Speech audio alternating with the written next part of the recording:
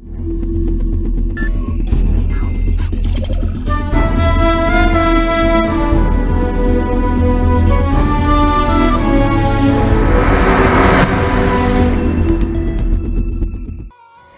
कृष्णा।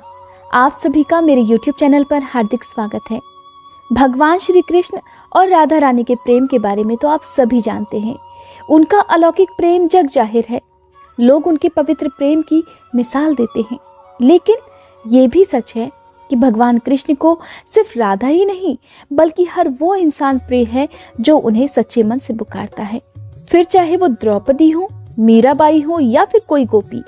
श्रीमद् भागवत गीता में भगवान कृष्ण की तमाम लीलाओं का वर्णन है, जिनमें से उनकी एक लीला ये भी है कि जिसमें उन्होंने एक साथ 16,000 कन्याओं के साथ विवाह किया था। लेकिन भगवान कृष्ण की इस लीला के कारण बहुत से लोग उन्हें नापसंद भी करते हैं। हो सकता है बहुत से लोग आपके आसपास भी ऐसे हों जो भगवान कृष्ण का मजाक उड़ाते हों, ये कहकर कि उन्होंने तो 16,000 कन्याओं से विवाह किया था, फिर वो कैसे भगवान हो सकते हैं। लेकिन 16,000 कन्याओं से विवाह करने के पीछे एक बहुत बड़ा रहस्य था। आज हम सब दिवाली से पहले नरक चतुर्दशी का जो त्योहार मनाते हैं ना, वो सब भगवान कृष्ण की ही देन है। अगर भगवान कृष्ण ने 16,000 कन्याओं से विवाह नहीं किया होता तो आज हम नरक चतुर्दशी का त्योहार भी नहीं मना रहे होते। दरअसल ये 16,000 कन्याएं वो कन्याएं थीं जिन्हें एक राक्षस ने कैद कर रखा था। इस राक्षस ने इन कन्याओं के साथ बहुत अत्याचार किया। कहा जाता है नरकासुर नाम के राक्षस ने अमर हो जाने का वरदान प्राप्त करने के लिए 16,000 कन्याओं की बलि देने के लिए उन्हें अपहरण कर कैद कर लिया था। नरकासुर ने अपनी मायावी शक्तियों से देवराज इंद्र, वरुण, अग्नि, वायु आदि सभी देवताओं को परेशान कर रखा था। यहाँ तक कि वो संतों पर भी अत्याचार करने लगा। उसने राज्यों की राजकुमारियों और संतों की स्त्रियों को भी बंदी बना लिया। इस तरह जब उसका अत्याचार बहुत बढ़ गया तब सभी देवतागण और ऋषि मुनि भगवान कृष्ण की शरण में गए। तब भगवान कृष्ण ने नरकासुर राक्षस से युद्ध किया और जिसके बाद उसका वध कर दिया। अब नरकासुर की मृत्यु के बाद भगवान कृष्ण ने 16,000 कन्याओं को उसकी कैद से तो मुक्त करा दिया। लेकिन कहा जाता है कि प्राचीन काल में जब कोई राजा किसी अन्य राजा की महिला का अपहरण कर लेता था तो वो महिला उसकी बंदी बन जाती थी, और उसके बाद अगर वो राजा परास्त भी हो जाए तो महिलाएं अपने राज्य में वापस नहीं जा सकती थी, क्योंकि उन्हें चरित्रहीन मान लिया जाता था, उन्हें कलंक लग जाता था। अब यही सब हुआ उन 16,000 कन्याओं के साथ भी। जब ये सभी 16,000 कन्याएं अपने अपने घर पहुंची तो उनके घर के लोगों ने उन्हें अपनाने से मना कर दिया। कहते हैं कि तब इन 16,000 कन्याओं को इस पीड़ा से मुक्ति दिलाने के लिए भगवान कृष्ण ने उन सभी से विवाह कर लिया। इस प्रकार भगवान कृष्ण की 16,000 पत्नियां हो गई। यहाँ पर यह कहा जा सकता है कि भगवान कृष्ण ने उन सभी 16,000 कन्याओं का उद्धार कर दिया। भागवत पुराण में कहा जाता है कि भगवान कृष्ण ने अपनी सभी 16,000 पत्नियों को एक एक महल बनवा कर दिया, साथ ही उन्हें दासियां भी दी।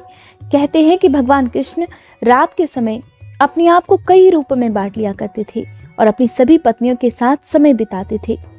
सुबह होने पर उनके सभी रूप एक होकर कृष्ण बन जाते थे।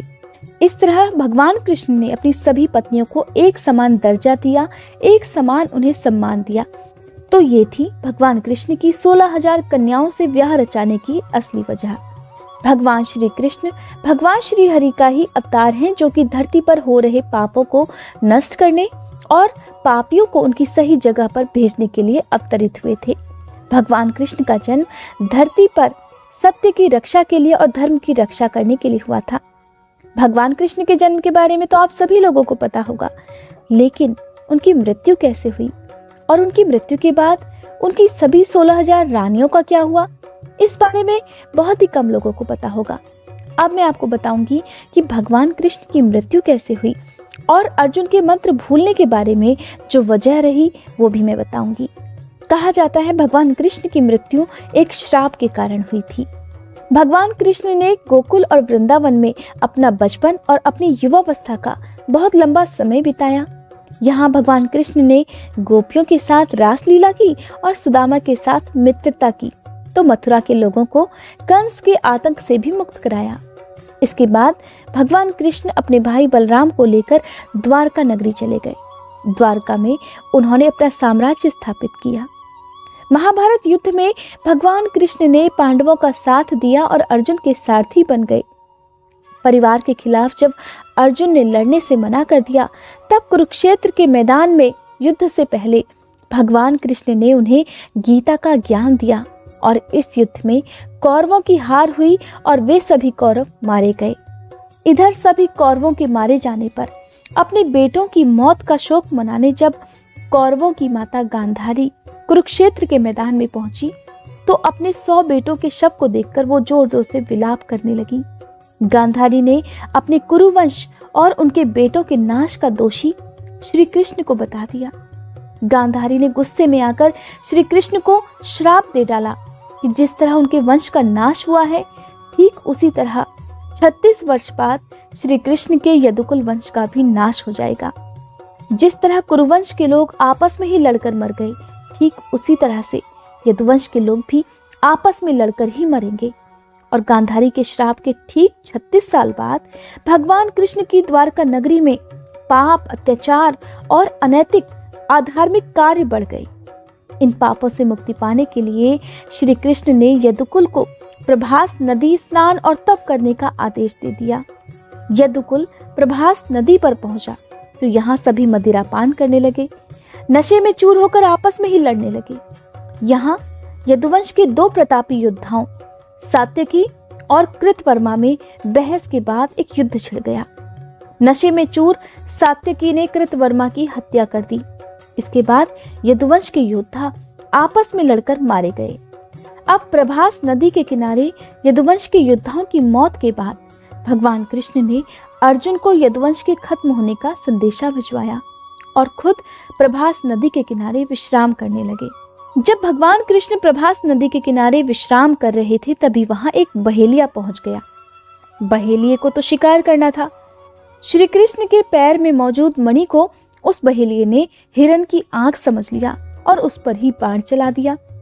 गांधारी के श्राप के चलते और महाभारत युद्ध के ठीक 36 वर्ष बाद श्री कृष्ण और उनके यदुवंश का नाश हो गया। भागवत पुराण के अनुसार कहा जाता है कि एक बार श्री कृष्ण के पुत्र सांब को एक शरारत सूझी। वो एक स्त्री का वेश धारण कर अपने मित्रों के साथ ऋषि मुनियों से मिलने चले गए। स्त्री के वेश में सांब ने ऋषियों से कहा कि वो गर्भवती है। जब उन यदुवंश कुमारों ने इस प्रकार ऋषियों को धोखा देना चाहा, तो ऋषिगण क्रोधित हो गए। वो जान चुके थे कि उन्हें धोखा दिया जा रहा है। क्रोधित होकर उन्होंने स्त्री बने शाम्ब को श्राप दे दिया कि तुम ऐसे लोहे के तीर को जन्म दोगी जो तुम्हारे कुल और साम्राज्य का ही विनाश कर देगा। ऋषियों का श्राप सुनकर सांब बहुत डर गए। उन्होंने तुरंत ये सारी घटना जाकर उग्रसेन को बता दी, जिसके बाद उग्रसेन ने सांब से कहा कि वे तीर का चूर्ण बनाकर प्रभास नदी में प्रवाहित कर दें। इस तरह उन्हें श्राप से मुक्ति मिल जाएगी। सांब ने बिल्कुल वैसा ही किया। साथ ही उग्रसेन ने यह भी आदेश अपने राज्य में पारित करवा दिया कि यादव राज्य में किसी भी प्रकार की नशीली सामग्रियों का ना तो उत्पादन किया जाएगा और न ही वितरण किया जाएगा।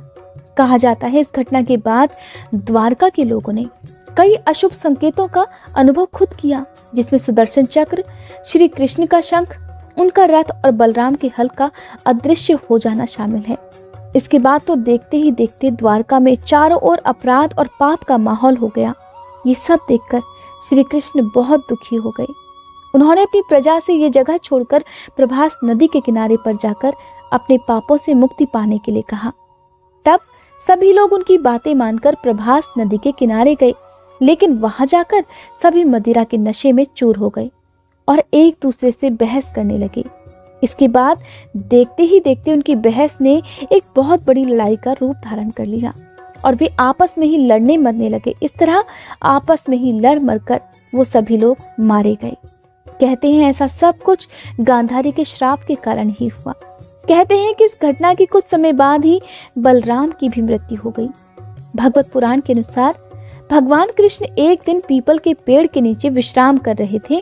तभी एक बहेलिये ने श्री कृष्ण को हिरण समझकर दूर से उन पर तीर चला दिया, जिससे उनकी मृत्यु हो गई। हालांकि भगवान कृष्ण की मृत्यु कैसे हुई, इसके बारे में बहुत से लोगों के अलग अलग विचार भी हैं, अलग अलग मान्यताएं भी हैं।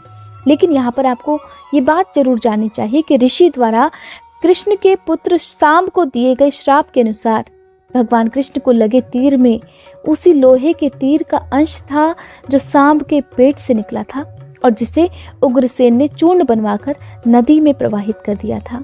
इस तरह ऋषि के श्राप के कारण समस्त यदुवंशियों का नाश भी हो गया और गांधारी के श्राप के कारण महाभारत के युद्ध के ठीक 36 वर्ष बाद श्री कृष्ण की भी मृत्यु हो गई। ये थी आज की वीडियो। आपको ये वीडियो कैसी लगी कमेंट बॉक्स में जरूर बताइएगा।